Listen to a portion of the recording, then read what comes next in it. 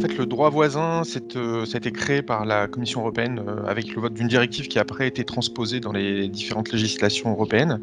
Et l'idée, c'est de permettre une rémunération aux journalistes concernant en fait les articles de presse qui sont diffusés sur Google, même si ce sont des extraits qui sont relativement courts.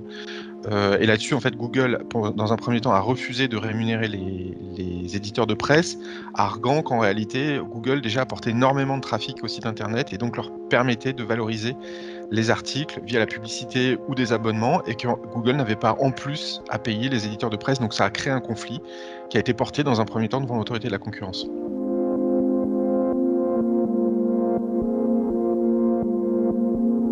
Il est assez évident que si Google doit payer la presse française, alors là, il faut bien comprendre que le premier accord va simplement porter, dans un premier temps en tout cas, sur ce qu'on appelle l'alliance de la presse d'information générale, donc ce sont plutôt les quotidiens. Les magazines sont aussi concernés, donc nous également, hein, donc on est un peu partie prenante, on est un peu jugé partie dans ce dossier-là. Et puis également les fils d'information du type AFP, donc en fait et la presse quotidienne régionale. Donc on a tous ces acteurs-là qui veulent être rémunérés.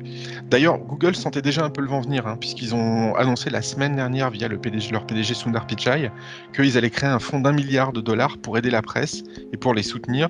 Et ils ont déjà dit qu'en fait, l'argent qu'ils allaient payer aux éditeurs de presse français allait provenir de ce milliard de dollars qui a été annoncé la semaine dernière.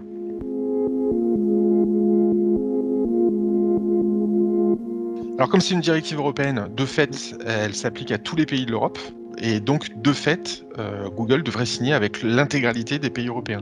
Mais il faut savoir aussi qu'il y a un bras de fer qui a été entamé en Australie, qui était un bras de fer assez dur, hein, avec la presse australienne et le gouvernement australien.